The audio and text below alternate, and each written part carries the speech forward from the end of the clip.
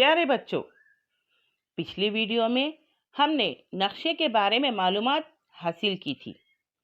آج ہم اس ویڈیو میں بستی کے اقسام اور ان کی خصوصیت کے بارے میں معلومات حاصل کریں گے۔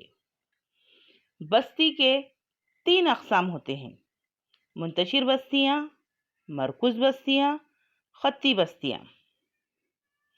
منتشر بستیاں جس میں مکانات دور دور اور تعداد میں کم ہوتے ہیں، ایسی بستیوں کو منتشر بستیاں کہتے ہیں۔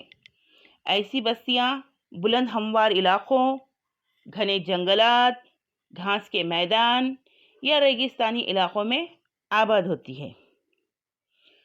منتشر بستیوں کی خصوصیات: منتشر بستیوں کے درمیانی فاصلے واضح نظر آتے ہیں۔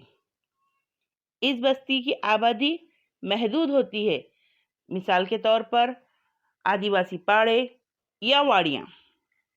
یہ بستیاں قدرتی ماحول سے قریب ہوتی ہے۔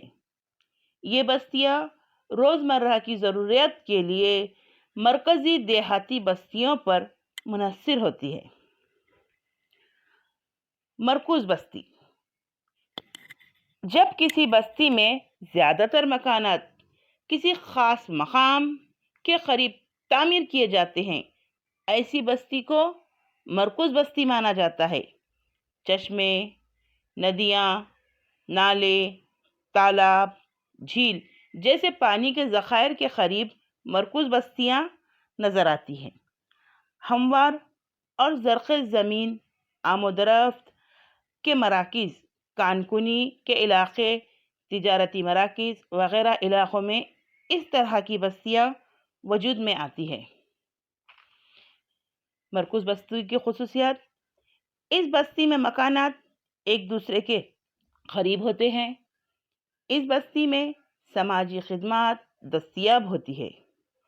اس بستی کے پرانے محلوں کی سڑکیں تنگ ہوتی ہیں۔ اگلا ہے خطی بستی۔ سڑکیں، ریل کے راستے، ندی، نہروں، ساحل سمندر، پہاڑی علاقوں میں پہاڑ کے دامن وغیرہ میں خطی بستیاں نظر آتی ہے۔ اس قسم کی بستی تنگ جسامت اور ایک خط مستقیم میں بسی ہوتی ہے۔ خطی بستی کی خصوصیات: مکانات اکثر و بیشتر ایک قطار میں ہوتے ہیں۔ سڑکیں اور گلیاں ایک دوسرے کے متوازی ہوتی ہے۔ مکانات کے علاوہ بستی میں چند دکانیں وغیرہ بھی ہوتی ہیں۔